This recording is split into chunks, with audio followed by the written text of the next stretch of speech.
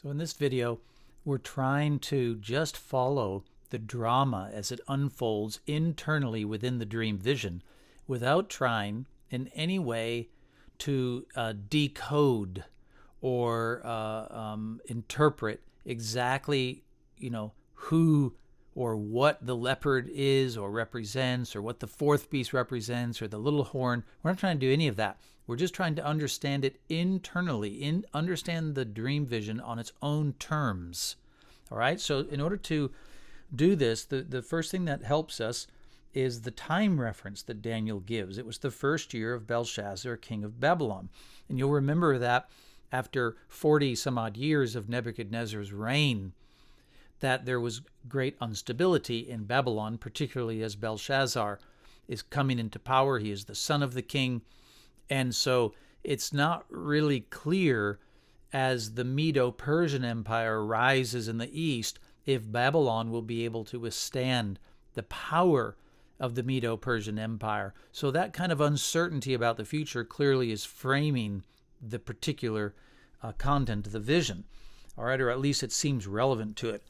And then when you get right into the vision, we learn that it's at night. That is to say that for Daniel, within the vision, it is nighttime, and there's winds whipping up the great sea. Now, if you're out at the beach, the ocean, at night, it's already a little intimidating because of the power of the sea. Just the normal waves are powerful. But it's one thing for just normal wind and waves to be crashing against the shore or against the rock, just the pounding of the water, the weight of it against the shore. But when you then throw in that there were these sort of hurricane force winds whipping up the sea and making it especially dangerous, chaotic, violent, that it's deeply unsettling, right? If you're Daniel and you're suddenly just dumped there in your vision, you sort of wake up there in the night into this scene. It's terrifying scene, right? Just on its own terms, just being at the beach without any animal. And then, of course, these four great beasts will come up one after another, as is clear as you go on into the vision. And the first one is a lion. Now, if I were to see a lion, I don't know what you would think, but if you were to see a lion at the beach at night in a hurricane, I don't think that's going to make you feel very secure or very safe. In fact, your instinct is going to be, I guess, to run, but you can't run. Not only can you not outrun a normal lion, this lion has eagle's wings. So what are you going to do? There's no way to outrun it. So you might think, well, hey, I could go, maybe if I went out into the water, I could sort of go out into there and swim. Oh, wait, that's right. It arose out of the water. It came up out of the sea. So that's not any kind of refuge, you see. There's just no way to survive this thing, except that its wings get plucked off, and it's lifted up from the ground and made to stand on 2 feet like a man, and the mind of a man was given to it. And so it's like the lion has suddenly humanized, and it's still walking around like a human is, and it has a mind, and it's not just trying to tear after you and devour you. So for just that moment, you would feel safe again if you're Daniel, or at least safe from the beast, not from the ocean. But then another beast comes up, and this one is like a bear, and it's raised up on one side. Some think that means it's sort of like that brown bear where the front hind is or the shoulders are really high up compared to the rear end, and others interpret this as maybe meaning that the bear is up on its hind legs ready to pounce.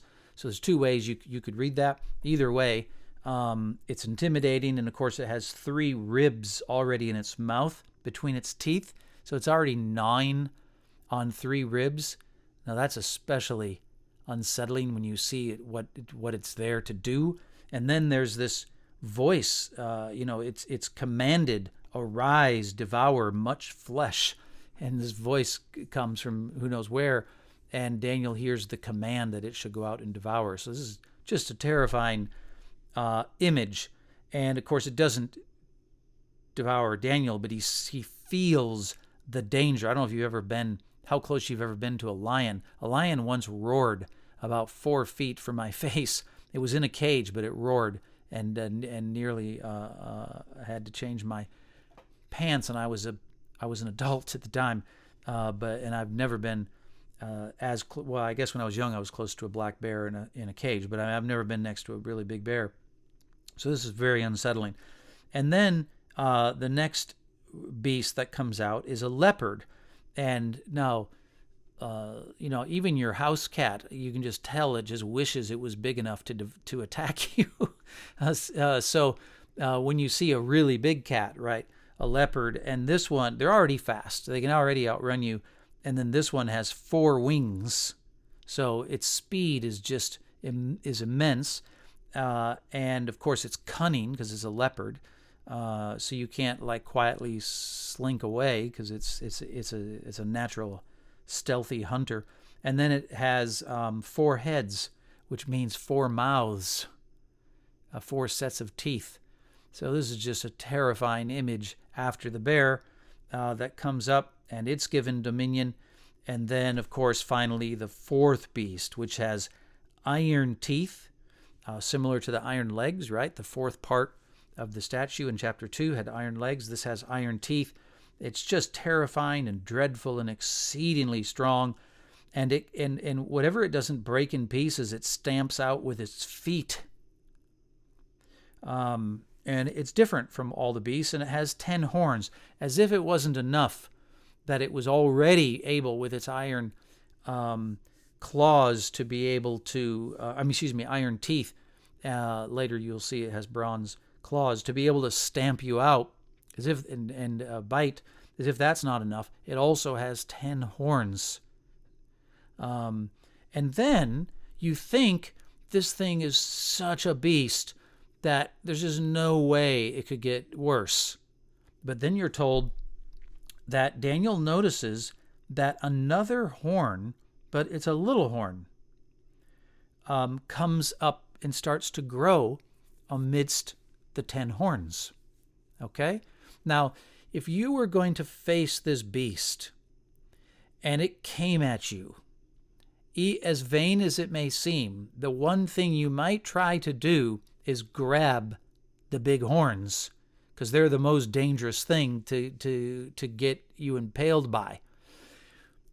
What you wouldn't do is you wouldn't worry about that little horn that's come up among them, because it's little.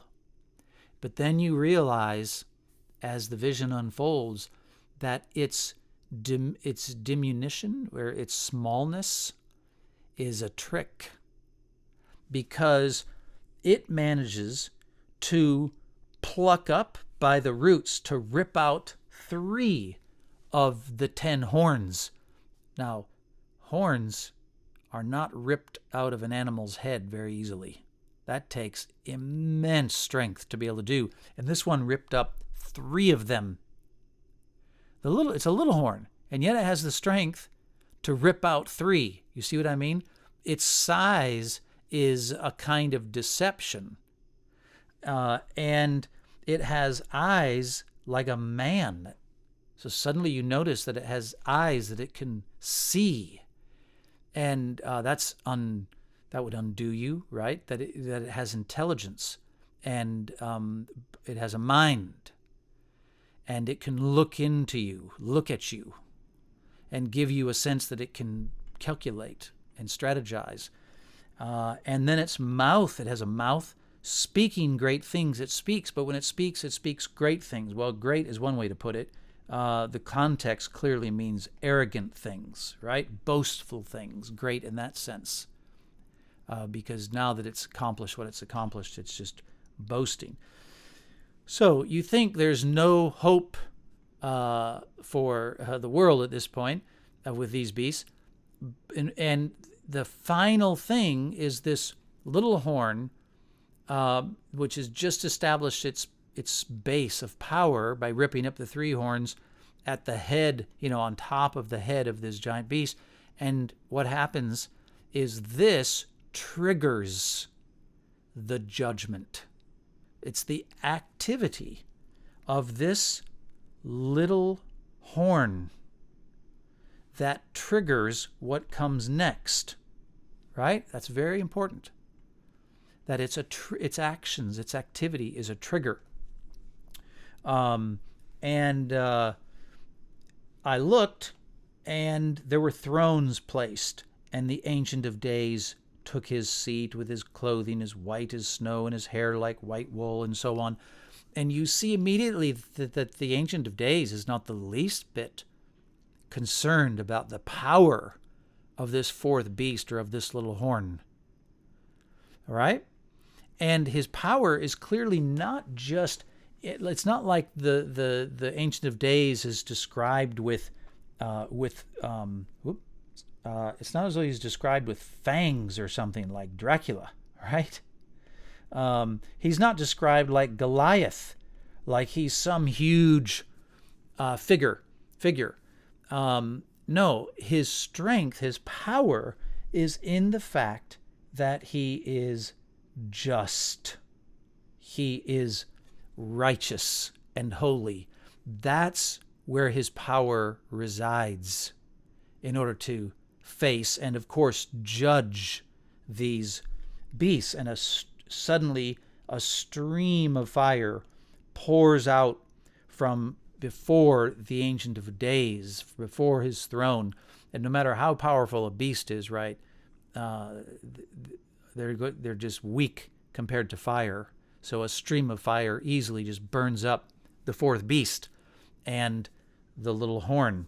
And it says here after this, as well, that the books were opened. You see, the Ancient of Days is judging with books, with chronicles, with the accounts of what these beasts have done. All right? And then as that's all happening, and the little horn won't shut up. You see here, it says the little horn was speaking, right? He's taunting the Ancient of Days as he sits in his throne, directly challenging the Ancient of Days. And as that happens, the body of the beast the beast was killed, its body destroyed, and so on. And then we see in the night visions, one comes with the clouds of heaven like a son of man. Now listen, when it says he comes with the clouds of heavens, it means he's like he is a divine figure. Okay? He's not just a human.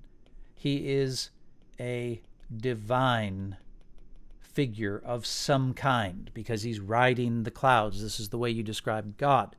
But he's like a human, like a son of man. Okay? Now, I think this is sort of obviously a messianic figure, but either way, notice this figure is different from the Ancient of Days. He's coming to him. And why is he coming to him? Well, he's going to be presented.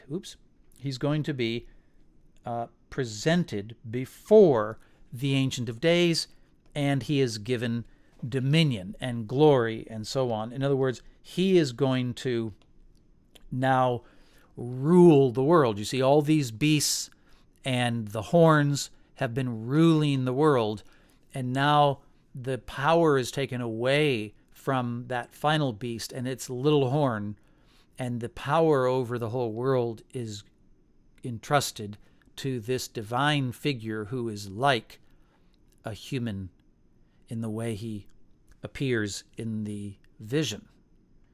All right, and that's the end. It's a climactic triumph where the keys of the kingdom are handed over to one who is worthy to judge and to rule the world. Okay, so quite a drama. You see why it's so important.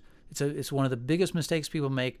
They try to decode everything right away. No, instead of trying to decode it, just try and figure out in these visions what's going on internally within the vision as the drama unfolds, and try to follow that and just really understand its details before you start reading the interpretation that follows. All right? Now, the next question we have is, what is being critiqued?